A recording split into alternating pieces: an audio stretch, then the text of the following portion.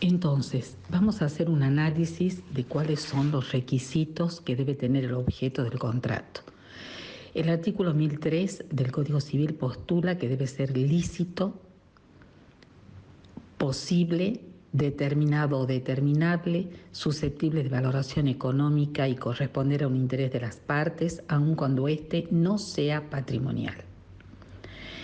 Y el 1004, a contrario, dispone cuáles son los objetos prohibidos, cuáles son aquellos que no pueden ser objeto de los contratos, los hechos que son imposibles o están prohibidos por las leyes, contrarios a la moral, al orden público, a la dignidad de la persona humana o lesivos de los derechos ajenos, ni los bienes que por un motivo especial se prohíben que lo sean. Esto nos lleva a sostener que el objeto del contrato debe ser, en primer lugar, posible. Esto surge del artículo 279, que justamente dice que no debe ser un hecho imposible. Supongamos en materia de construcción, un ejemplo muy precario, o por lo menos que a la fecha es imposible, construir una casa en el planeta Marte. En segundo lugar, tiene que ser lícito. Esto surge también del artículo 279, que dice que no puede ser un hecho prohibido por la ley. El 1003, ya en la parte especial de los contratos, dice que debe ser lícito, y el 1004 que reitera esta redacción del artículo 279. En tercer lugar, el tercer requisito es que debe ser determinado, es decir, al momento que las partes contratan, el objeto tiene que estar determinado o bien puede ser determinable. ¿Cuándo decimos que el objeto es determinable? Cuando se establecen criterios suficientes para su individualización. Es decir, se dan determinadas pautas en el contrato que me permiten a mí individualizar cuál va a ser el objeto de esta contratación. El artículo 1005 se refiere a los contratos que tienen por objeto cosas fungibles. Una cosa es fungible cuando es sustituible entre sí por otra de la misma especie y de la misma calidad. Si estas cosas fungibles están individualizadas con mención de su especie, género, calidad, cantidad o medida, estamos frente a un objeto del contrato. ¿Con qué característica? Un objeto determinado. Si se ha convenido la especie o género de cosas, por ejemplo, ladrillos en la construcción, pero no se ha indicado la calidad o la cantidad, el contrato va a ser igualmente válido si la indeterminación es relativa, es decir, de algunos criterios del contrato, de alguna declaración de voluntad de las partes, va a resultar una medida suficiente para que se pueda proceder a su individualización. También vamos a ver que la determinación del objeto, si las partes no así lo han pactado, pueden establecer que sea efectuada por un tercero. Este tipo de individualización del objeto de determinación por un tercero, sobre todo se lleva a cabo en contratos de difícil envergadura. Supongamos cuando se vende alguna maquinaria que tiene alguna característica especial, entonces hay que llamar a un perito para que determine cuál de todas esas maquinarias puede ser la adecuada. Esa es la determinación por un tercero.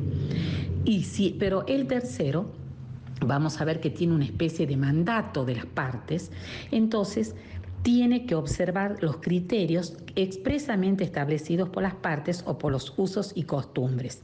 Si en ese caso el tercero, al determinar el objeto del contrato, el tercero que las partes estiman que lo puede hacer, no llega a esa conclusión según los criterios pactados por estas, vamos a ver que en ese caso se puede recurrir a un criterio judicial.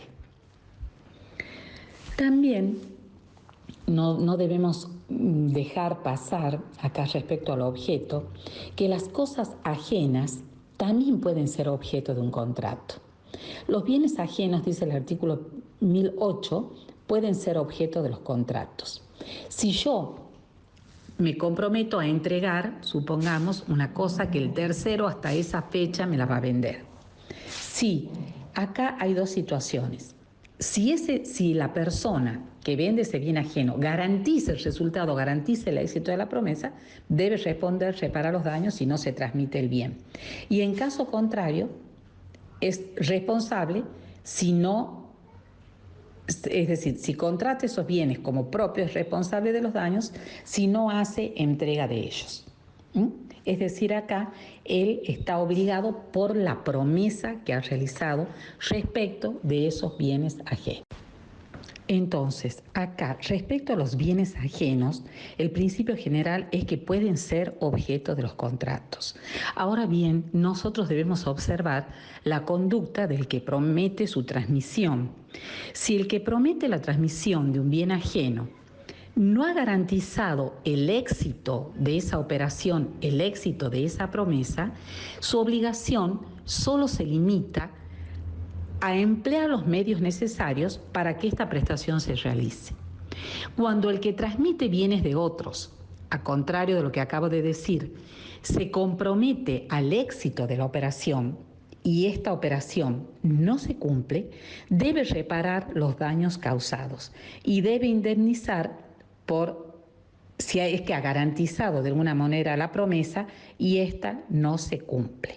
Es decir, que hay dos situaciones. En una, me comprometo a entregar bienes ajenos, como ajenos de alguna manera, y la otra, entregar bienes, y ahí en ese caso solo voy a estar obligada a emplear los medios necesarios para que eso se pueda llegar a buen puerto. Y en el otro caso, cuando yo garantizo ya la entrega de que eso realmente va a tener lugar, hay una garantía de por medio, en ese caso respondo como garante. Tengo que indemnizar por los daños y perjuicios que resulta del incumplimiento de esta promesa. El tema de la forma, podemos decir que es un tema un poco complejo dentro de los tratadistas del derecho, quienes en principio no se pusieron de acuerdo respecto de su clasificación como tampoco de sus definiciones. Nosotros, al hablar de la forma de los contratos, vamos a hacer una breve referencia primero a la forma de los actos jurídicos, que ya hemos dicho que el contrato es una especie dentro del género acto jurídico, puesto que la finalidad es crear, modificar, transferir o extinguir derechos y siempre con contenido patrimonial. En los actos jurídicos, que son los actos que las partes formalizan con la finalidad esa que acabamos de mencionar, ¿cuál es el principio general? Es según el artículo 284 del Código Civil, es el de la libertad de la forma. Si yo para convenir un acto jurídico no estoy obligada por la ley a exteriorizar esa voluntad de una determinada manera, o las mismas, ese es el primer principio, y el segundo, o las partes no le han impuesto al acto en sus declaraciones una forma determinada, vamos a ver que el principio general es el de la libertad de la forma. Y a su vez, nosotros nos podemos preguntar, ¿qué es la forma? Nosotros en el contrato podemos analizar dos aspectos. El contenido, que es lo que se dice, lo que las partes dicen, es el contenido del contrato, las cláusulas contractuales, la manifestación de voluntad, donde va a decir, las partes se comprometen a la entrega del bien en el término de tantos días a partir de la firma del presente. Esas declaraciones de voluntad configuran el contenido. Es decir, es lo que se dice. Y la forma, podemos decir de un modo práctico, es cómo se lo dice. En determinadas circunstancias, podemos decir, entonces, que la forma es el conjunto de las prescripciones de la ley respecto a las solemnidades que deben observarse al tiempo de la formación del acto jurídico, como la escritura del acto, la presencia de testigos, que se ha hecho delante de un escribano o por el oficial público o con el concurso del juez del lugar. En ese caso, en muchas situaciones, la ley me impone a mí esa prescripción. Cuando la ley no me impone esa prescripción, el principio general es el de la libertad, es decir, cuando la ley o el código no designa una forma para el acto jurídico, los interesados, las partes, pueden juzgar la que estimen conveniente. Si quieren, en el contrato pone una cláusula que disponga que se va a formalizar ante escritura pública. Pero eso tenemos que tener presente que ya es voluntad de las partes. Entonces, la forma es la exterioridad, la visibilidad del acto independiente de ese contenido. Pero el contenido siempre tiene que manifestarse de alguna manera. Como acabo de decir, la doctrina no se ha puesto de acuerdo sobre el significado de forma ni sobre su clasificación. Pero nosotros vamos a ver que el Código Civil dispone, el nuevo código, que son los contratos, van a ser formales, a los cuales la ley le exige una forma para su validez.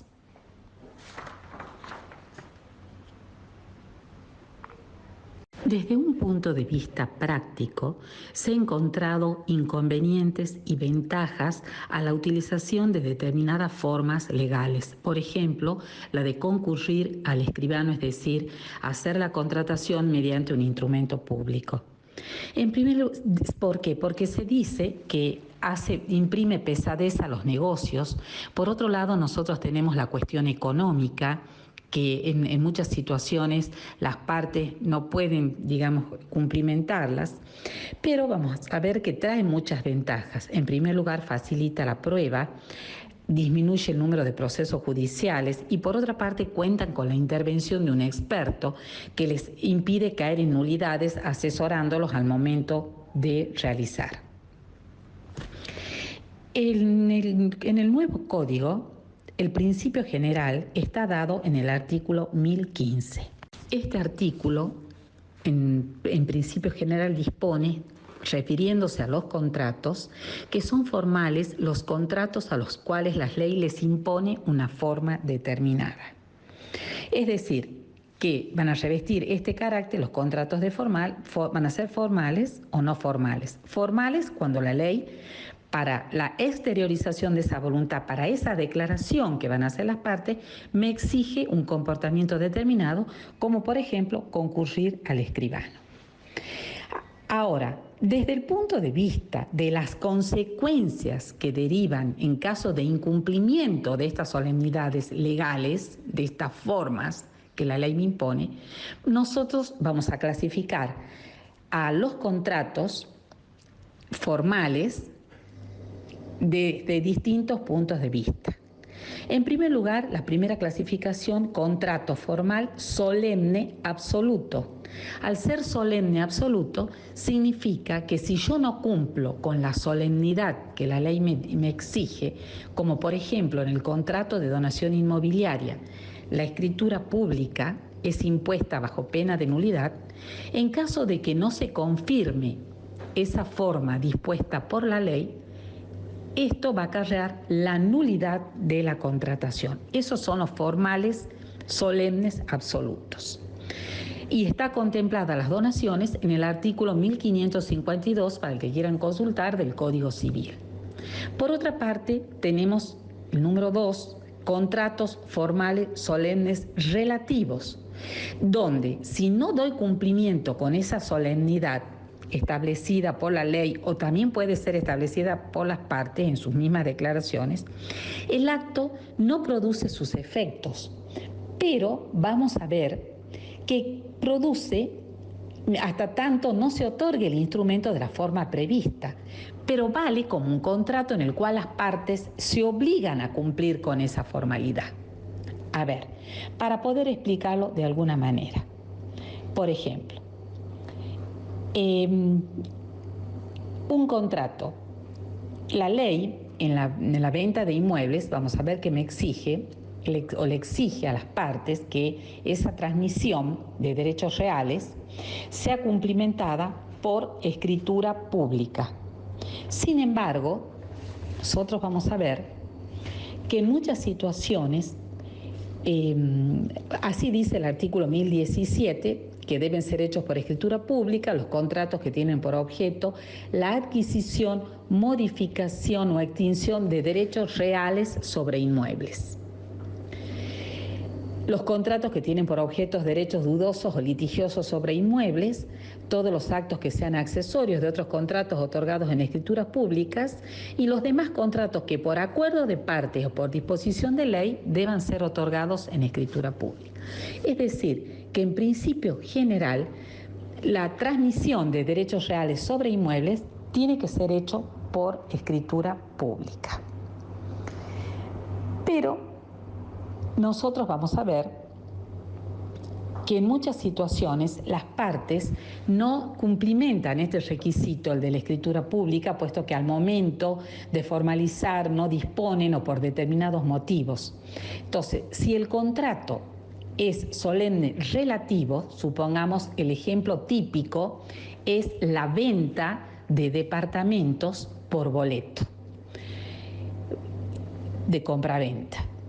Normalmente en las ventas en pozo o que se formalizan en cuotas, las empresas constructoras venden los inmuebles, pero lo hacen por un instrumento privado, que es el boleto de compra-venta.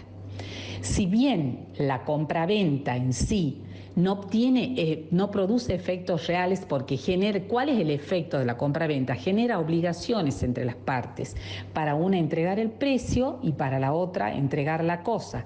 Y recién cuando se formaliza la entrega, es decir, la entrega, la que en derecho se denomina tradición, vamos a ver que se produce el desplazamiento del derecho de un patrimonio al otro. Mientras tanto, estamos en el campo de los derechos y las obligaciones. Entonces, la forma de que ese derecho real pase de un patrimonio al otro es la escritura pública. Pero sin embargo acá las partes recurren a este instrumento privado que es el boleto de compra-venta hasta tanto se terminan de abonar las cuotas cuando ya se encuentra el comprador en condiciones según lo pactado en ese boleto, que es una manifestación privada que hacen las partes, donde no van al escribano, pueden certificar la firma, pero es hecho en un instrumento particular. Ustedes saben, las mismas inmobiliarias formalizan boletos de compra-venta. Si uno va y puede sacarlo por internet al modelo sin ningún problema. Entonces, recién cuando ya las partes han cumplimentado con el pago y con la tradición, se formaliza la escritura y la transmisión de ese derecho real. Real viene de res, que quiere decir cosa. Pasa de un patrimonio al otro el bien. Entonces, ¿qué pasa acá cuando la ley a mí me exige la escritura pública, pero el contrato es solemne relativo? Ese boleto de compra-venta no vale todavía como una compra-venta completa, digamos, en un sentido vulgar, pero vale como contrato en las cuales las partes declaran la obligación de cumplimentar la escritura.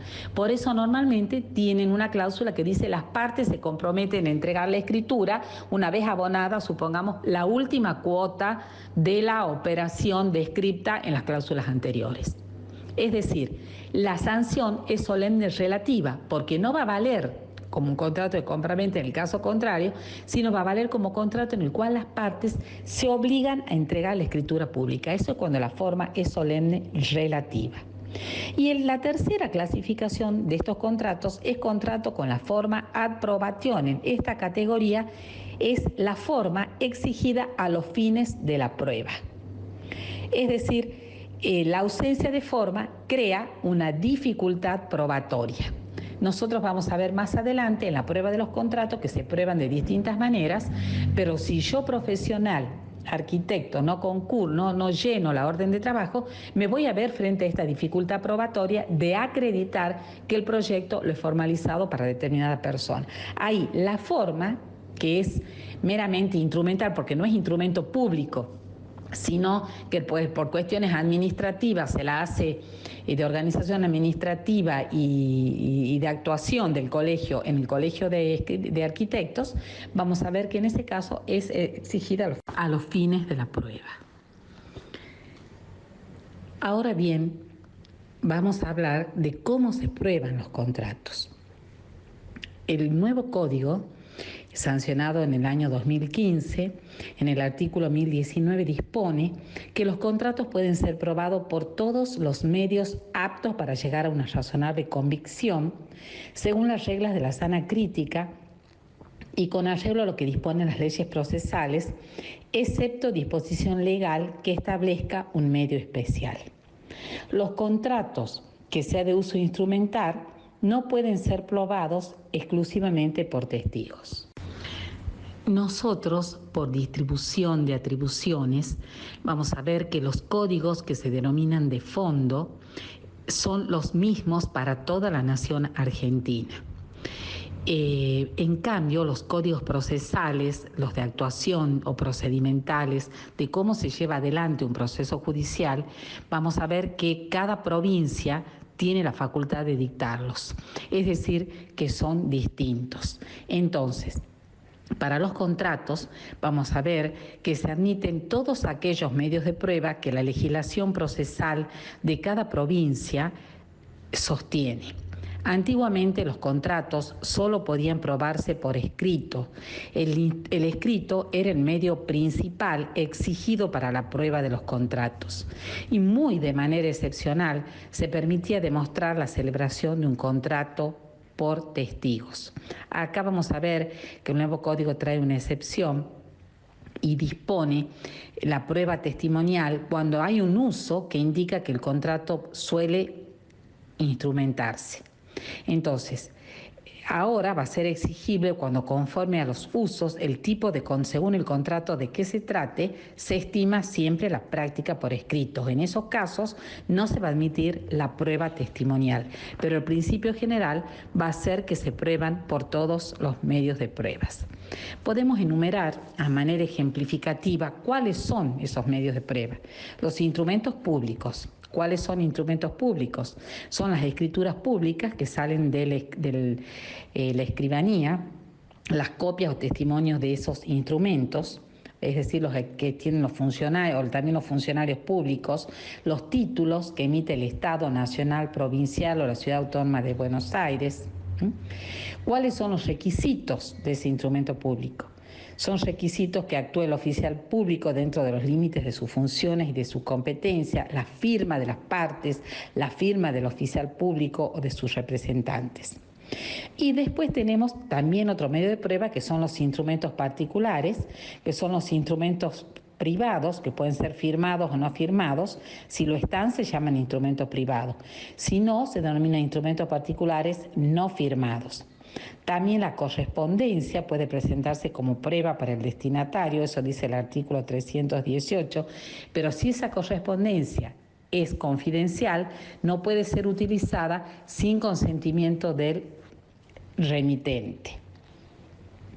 La confesión, los testigos, las presunciones, si en un caso de que haya imposibilidad de obtener la prueba y el contrato es formal, vamos a ver que pueden ser probados en ese caso por otros medios.